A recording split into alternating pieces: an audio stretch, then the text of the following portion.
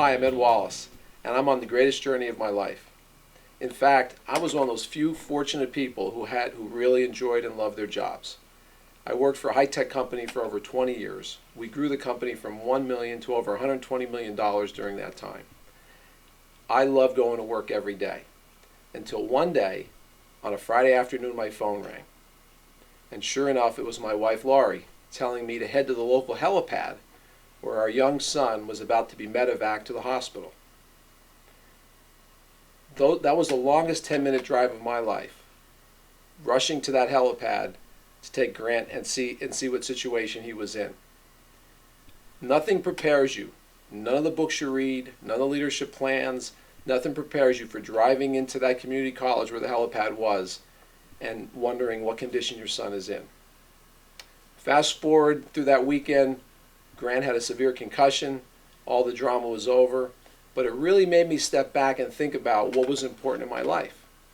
And I was in my mid-40s at the time, and I was starting to think about, what am I going to leave behind? What am I actually all about? So I thought about what I was really good at. I was really good at my job, but I had that pretty well figured out. But all along the way, I realized I was really good at business relationships. So I started thinking, well, maybe I'll write a book.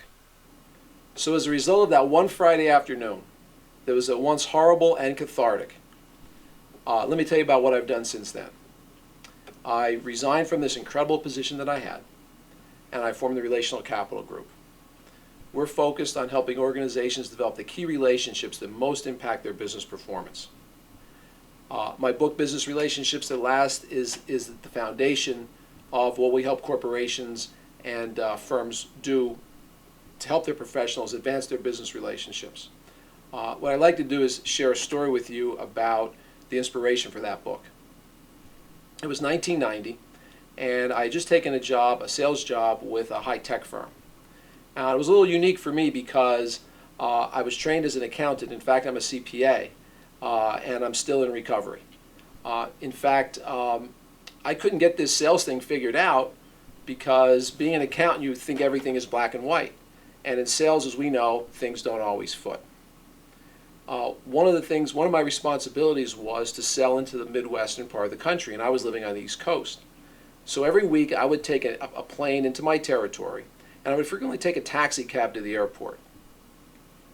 One morning, this was right when our first son was born, I was frantically getting ready to wait for the cab driver and intercept him before he rang the bell, and sure enough, I got distracted and the cab driver appeared at the door.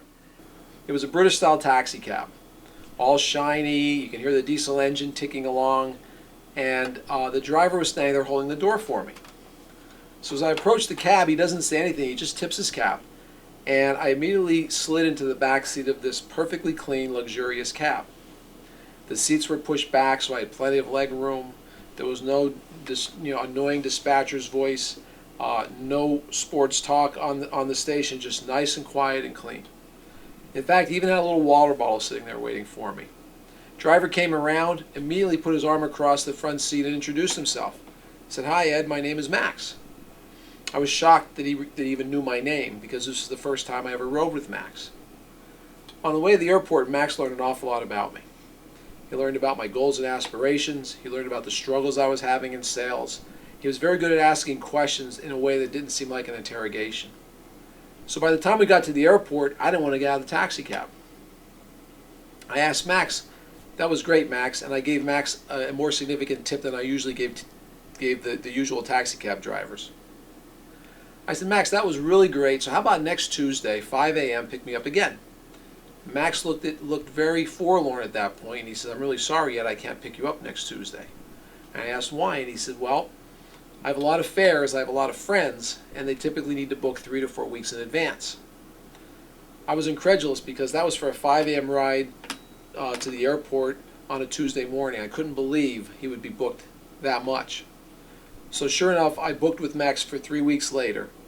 And on that ride, when Max showed up, I learned an awful lot about his business. I learned that many of the local CEOs hired Max to take them back and forth to the airport or up to New York City. I learned that they also sent their colleagues to ride with Max because they knew their colleagues would have a great experience with him. He took salespeople like myself back and forth to the airport. Even on weekends, he developed a tour business where he took families in and out of the city or elderly folks for a nice tour of the city and a safe passage back and forth and a pleasant day. So I asked Max what the secret to success was.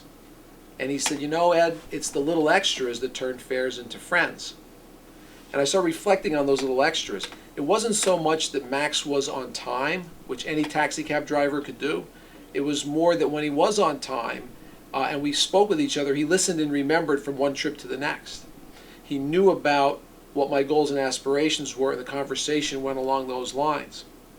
So when I set out to write Business Relationships That Last, I wanted Max to be the centerpiece of that book.